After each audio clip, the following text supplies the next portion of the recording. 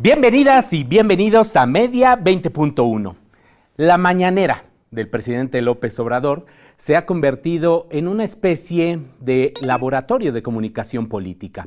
Pero también ahí se dicta la agenda nacional. Por lo tanto, pues es un espacio fundamental que merece analizarse. Y justo el Sistema Público de Radiodifusión del Estado Mexicano, Canal 14, lanzó un programa de análisis con una muy reconocida periodista, Azul Alzaga. Ella es también imagen de un canal de televisión, un canal hermano, que es Capital 21, que es una televisora pública de la Ciudad de México. Sobre este programa y sobre otros temas más, platicaremos con esta periodista, pero antes le invito a ver algunos de los hechos destacados en materia de medios y telecomunicaciones, ya lo sabe usted, con la periodista Paulina Gómez.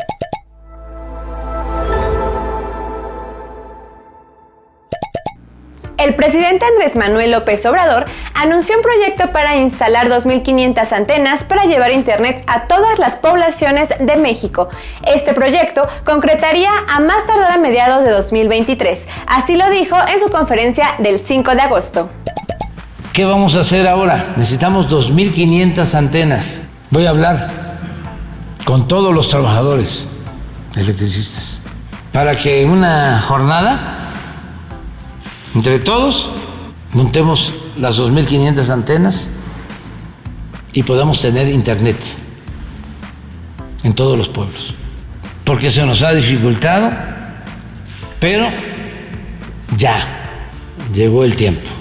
La Fiscalía General del Estado de Guanajuato capturó a Roberto, alias El Borrachito, como presunto asesino del empresario y periodista Ernesto Méndez. El detenido también es acusado de matar a 3 personas más en el expendio de cervezas a las caguamas y participar en el ataque a un hombre que resultó herido. El multihomicidio se perpetró el 3 de agosto en el local de cerveza, propiedad del periodista Ernesto Méndez. Hasta el momento no se conoce el móvil de los asesinatos. La Fonoteca Nacional también rinde un homenaje a la escritora y periodista Elena Poniatowska por sus 90 años de vida con el estreno del podcast Más Cabritas de Elena Poniatowska. La producción consta de 3 capítulos en los que se recuperan entrevistas que Poniatowska ha hecho a personajes femeninos, tanto célebres como anónimos. El nombre de la serie es en alusión al libro Las 7 Cabritas, ediciones Era, en las que la narradora esboza la biografía de 7 mujeres imprescindibles en la cultura mexicana. El podcast también se puede escuchar en la página oficial de Facebook de la Fonoteca Nacional, así como en otras plataformas como Spotify, Amazon Music, Deezer y Apple Podcast. Azul Alzaga, bienvenida a Media 20.1. Ya desde hace mucho te queríamos invitar y hasta que por fin se nos hizo. Oye, pues muchas gracias, Gabriel. De veras que qué porras que me echas. me da hasta chapitas. Muchas gracias por la invitación y a tus órdenes. Oye, Azul, pues ustedes lanzaron junto con el periodista Jorge Armando Rocha este programa de La Mañanera 360, ¿no? ¿Así se llama? 360 yo le digo, pero hasta en el chat de YouTube luego me dicen Azul, no, se dice 360. Bueno, como ustedes quieran. Lo importante es de que se vayan familiarizando con el nombre. ¿Por qué crear un programa sobre la mañanera del presidente López Obrador? Lo decías muy bien al principio del programa, es el principal espacio de comunicación política en el país en este momento, ¿no? Es el principal espacio y es el espacio y con el personaje que definitivamente y decididamente marca la agenda política nacional, ¿no? Es un espacio que tiene muchas características, entre las cuales, o sea, se encuentran la rendición de cuentas de lo que está haciendo el gobierno, el debate público, el debate mediático, es decir, y no solamente en esto del diálogo circular, no es solamente del presidente hacia allá, sino también de toda la prensa, la prensa que quiere estar ahí, está ahí, y desde ahí se plantea el debate y él responde. Entonces, tienes muchas, hasta gestiones se hacen ahí en la mañanera que luego se resuelven, se canalizan, que tienen que ver con, que hacen mover a la maquinaria del servicio público. Entonces, son muchas cosas las que pasan ahí en la mañanera que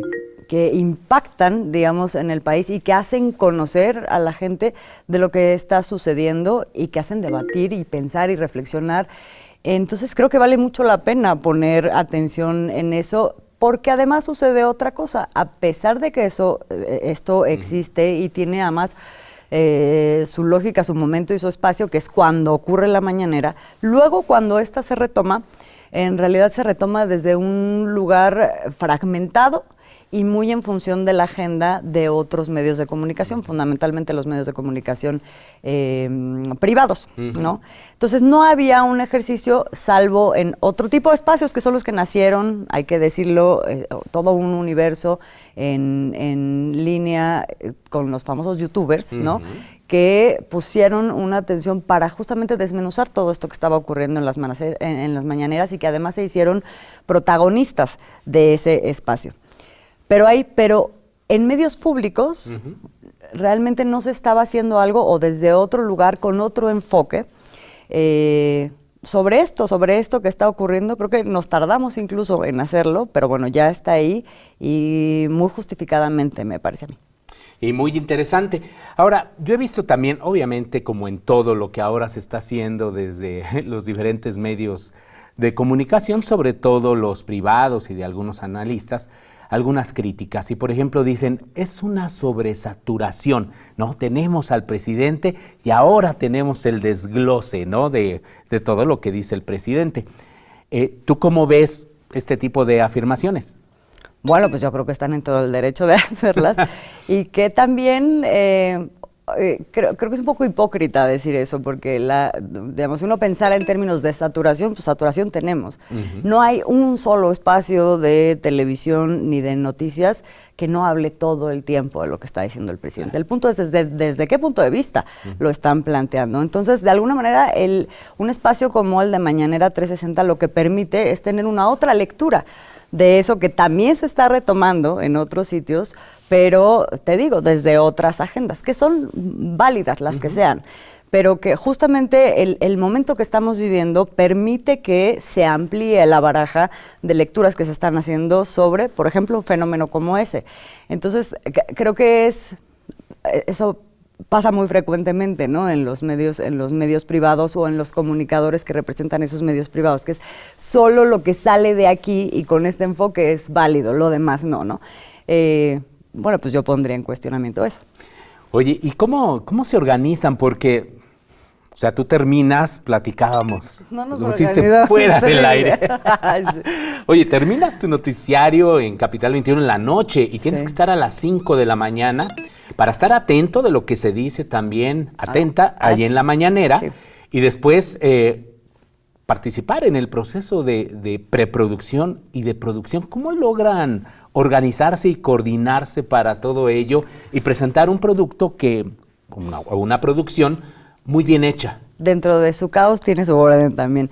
No, mira, la verdad es que nada más una acotación. A las 5 de la mañana me levanto, tampoco es que llegue a las 5 de la mañana, pero pues con 6:15 ya uno tiene que estar puesto para ver todo y un poco desde el día anterior, porque justamente cuando ya empieza la mañanera, pues ya se activa la maquinaria.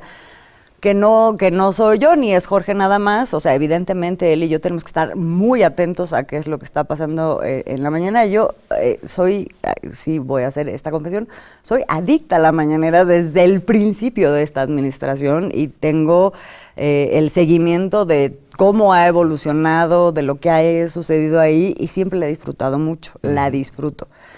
Ahora la tengo que ver con otros ojos, porque es un nivel de concentración y es estar dando la lectura de esto tendría, o sea, esto lo tenemos que comentar, pero esto lo tiene que decir el presidente y esto además tiene relación con estas otras cosas que están pasando, entonces hay que introducirlas. Bueno, todo eso sucede a partir de un equipo que conformamos, en donde hay un número de compañeros redactores que están todo el tiempo, pues justamente operando eso, ¿no? Esto hay que traerlo, yo mientras hago el gráfico de esto otro, y lo vamos pautando y no sé qué, y luego además vamos teniendo que cambiar, mientras está sucediendo la mañanera, pues el orden de la pauta, y están los editores que están todo el tiempo reaccionando a eso, y finalmente se conforma, te digo, un orden que puede ser que en el último minuto, cuando el presidente se está despidiendo, que de repente te dijo, bueno, voy a mandar una carta a Biden, entonces eso se tiene que convertir en tu primera cosa y todo cambia. Es muy emocionante, es también muy estresante y de pronto además, pues, requiere de una lectura, evidentemente noticiosa, política y desde muchos puntos de vista, en donde puede ser que a veces acertemos y a veces nos equivoquemos, pero bueno, finalmente ahí está la propuesta y se conforma a través, te digo, de este equipo. Oye, Azul, y las reacciones, en este caso, pues de los usuarios de las redes sociales, Twitter, Facebook, no sé si también tengan algún correo electrónico, ¿cómo ha sido esta respuesta? ¿Cómo han recibido este programa de análisis? Tenemos todas las redes sociales, o sea, tenemos en la cuenta de YouTube del Canal 14, ahí se cuelga el programa y el chat tiene una vida propia. Yo creo que también tengo un chat en Informe Capital y tenemos nuestros seguidores de siempre y que se comunican incluso ya entre ellos y acá también, ¿no? O sea, tienen como toda una conversación que incluso se quedó del día anterior, luego hay otros nuevos, pero en general hay gente que se vuelve leal a ese espacio, esa forma de mirarte desde YouTube y además con esa comunidad, ¿no? Pero también en Facebook, una cosa que a mí me ha asombrado mucho, particularmente para este programa, es que Facebook normalmente no es un espacio en donde la gente se quede mucho tiempo a ver un contenido muy largo, eso pasa más en YouTube, ¿no? Y sin embargo aquí también, o sea, mientras estamos al aire, ahí está colgado y la gente está comentando, o sea, luego revisamos así, muchas veces cuando no lo podemos hacer, evidentemente al aire, porque pues estás en otra cosa, hacemos la revisión y nos damos cuenta de que hay mucho comentario. Y después pusimos un WhatsApp, la verdad es que no nos damos abasto a veces, ¿no? Porque pusimos un WhatsApp donde dijimos, estaría padre que nos manden audios, por ejemplo, no solamente comentarios escritos, que comenten de lo que estamos comentando, es decir, si estamos hablando de la investigación de Enrique Peña Nieto, bueno, pues ¿qué piensa usted de todo esto, no? ¿Qué datos más puede poner? Y siempre la gente tiene algo que comentar al respecto. Nos ha sucedido mucho que los comentarios son de, ay, qué padre, me gusta, o no me gusta el programa, o por qué no también dicen esto. Hay muchas cosas que son en términos de propuesta, otras cosas que son en términos de crítica constructiva o no, lo que sea. Muchas felicitaciones, hay mucha gente a la que le gusta mucho el programa y que justo lo que plantea es, hacía falta un espacio como este para que pudiéramos tener un rebote con la propia lectura que todo un sector de la sociedad está haciendo de lo que está sucediendo en el país, que es francamente una transformación en muchos niveles. Sí, por supuesto. Y finalmente lo que dice el presidente todos los días genera esas reacciones, esos encontronazos a veces, pero pues lo ha dicho, estamos viviendo una transformación. Tenemos ya que hacer una pausa, Azul, pero después de ella continuaremos con esta entrevista para conocer más detalles de este programa de análisis de las mañaneras. No se vaya. Ya estamos de regreso en Media 20.1. Estamos platicando con la periodista Azul Alzaga, quien también con otro periodista destacado, Jorge Armando Rocha, han lanzado este nuevo programa en Canal 14 de análisis de las mañaneras. Y estábamos hablando de, pues sobre todo de los mensajes que han llegado por WhatsApp. Sí. Y nos 1,000 están llegando. Sí, hay días que ya no, Wow. O sea, te decía, eso ha evolucionado. Al principio iban en 100, 200, ahorita ya tenemos una respuesta de la gente que nos ha llamado mucho la atención, porque de lo que habla es de que la gente tiene muchas ganas de ser escuchada y muchas ganas de participar, de opinar, de proponer, ¿no? O sea, hay cosas que son propuestas o del programa o propuestas de cómo ven el país, de qué tendría que hacer el presidente o de qué piensan de la oposición o de actores políticos. O sea, la gente está como muy ávida de tener esta discusión, este debate público, y eso enriquece mucho evidentemente enriquece el programa, o sea, hay veces que de pronto estamos viendo y alguien dijo, este tema es importantísimo, no, hay que abordar, ¿no? Y pienso que eso es parte del fenómeno que estamos viviendo, ese diálogo circular que no solamente se da con la prensa, sino por primera vez se da con una población que está con muchas ganas de participar. ¿Cómo canalizan todas estas inquietudes? Me comentabas también hace un momento que las dirigen ahí a la atención ciudadana de presidencia o las dirigen a otras áreas.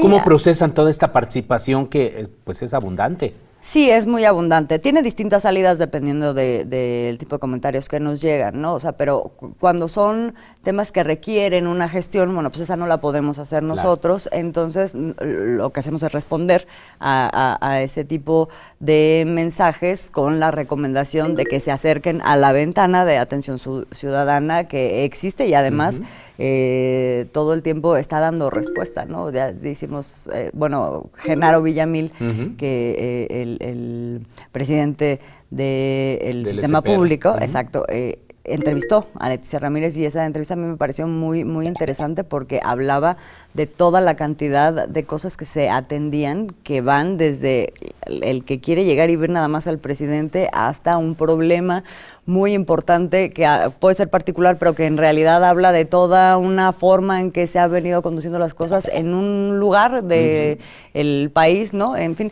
entonces esas por allá las canalizamos. Hay otras que sí tienen que ver más con temas que podrían tratarse dentro de la conferencia matutina, por ejemplo, y esas se las pasamos a Miguel Arzate, que hoy justamente estaba diciendo, bueno, pues a ver si tenemos suerte, tenemos agua y entonces podemos preguntar y metemos estas preguntas. Y otras simplemente las comentamos ahí, las devolvemos con ellas. Hay muchos días que nos da mucha pena.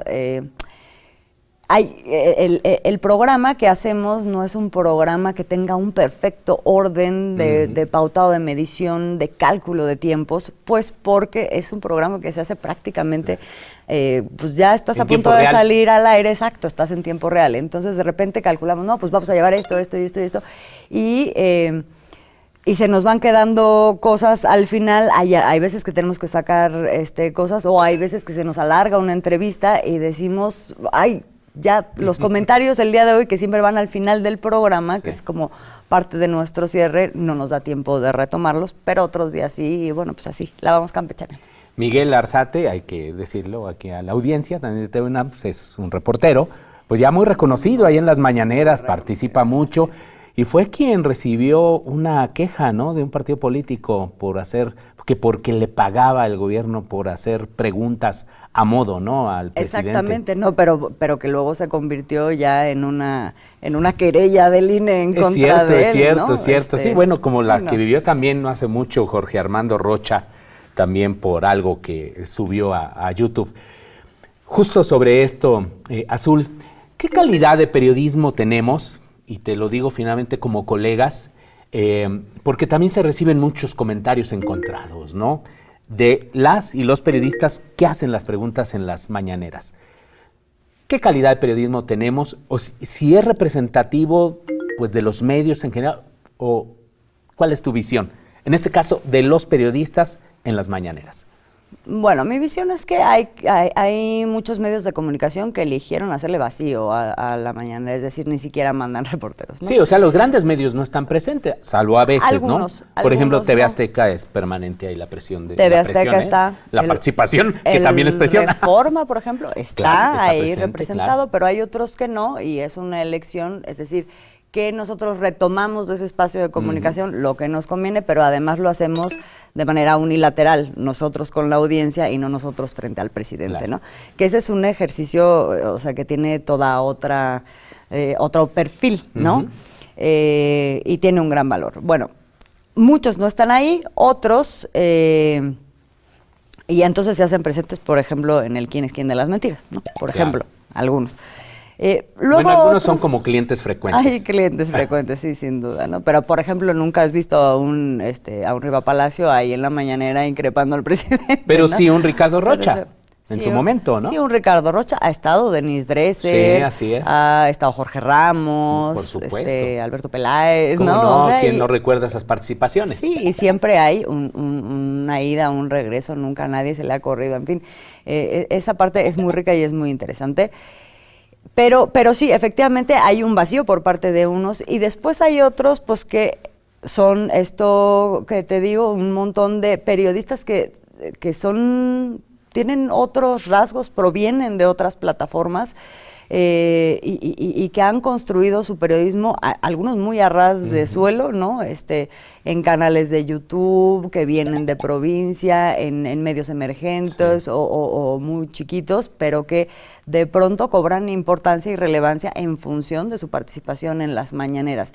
Si tú me dices qué clase de periodismo, o qué calidad de periodismo, pues yo creo que el periodismo en México es una cosa que está en este momento en transformación también, está evolucionando, se está volteando a ver o está emergiendo en ciertos lugares donde no existía, se están escuchando voces de lugares donde no se escuchaban, de sectores sociales que no se les escuchaba, y a mí eso me resulta importante, independientemente de que eso provenga o no provenga de toda una escuela del periodismo, que es lo que muchos se dicen, no, bueno, esos no son periodistas. Nosotros, los periodistas somos nosotros, ¿no? O los que representamos estos medios de comunicación que además hemos elegido no estar ahí, ¿no? Yo creo que ahorita del periodismo hablan otras cosas y es parte de la transformación que estamos viviendo. A mí me parece que es muy interesante. Decíamos también hace rato, incluso sean gestiones, ¿no? Hay relación de gente que va a la mañanera en representación de ciertos grupos que tienen demandas, no sé qué. ¿Es válido o no es válido? Yo no lo sé. O sea, el hecho es que existe ese espacio, ahí se ventilan todas esas cosas, algunas cosas se canalizan, otras no, y por qué, digamos, cuestionar por qué se hacen o no se hacen cierta clase de preguntas, a mí también me parece hipócrita, porque pues sabemos que pues todos los medios de comunicación tienen agenda y tienen, ¿no? Tienen intereses a los que están respondiendo. Entonces, lo que más bien resulta importante en este momento es que se está dando ese diálogo y se está ventilando mucha información. O sea, ¿cuándo habías tú pensado que íbamos a entender en este país de cosas como ingeniería, cómo funciona el despacho de la luz eléctrica, cómo funcionan los entramados de corrupción? Uno se los imaginaba, pero hoy, o sea, de verdad, el sentido pedagógico que tiene ese diálogo es impresionante. Sí, es cierto, y es un ejercicio inédito en esta relación entre el presidente, el poder político y los medios de comunicación. Justo a los grandes medios siempre se les daba acceso y a estos pequeños medios de comunicación o a estos periodistas independientes jamás. Eso cambia la correlación. Ya se nos terminó prácticamente el tiempo, Azul, pero no quisiera que terminara esta entrevista sin preguntarte esta reiterada posición del presidente, que a mí me parece muy interesante y que debería debatirse más ampliamente, de que no existe un periodismo imparcial, de que hay que asumir una postura y que quien asume una postura imparcial en realidad pues es alguien que está a favor del status quo, ¿no? Anterior, y que quien no apoya pues la transformación pues no está con la sociedad. Yo estoy de acuerdo totalmente en el hecho de que no existe periodismo que sea imparcial. O sea, todos tenemos un sesgo.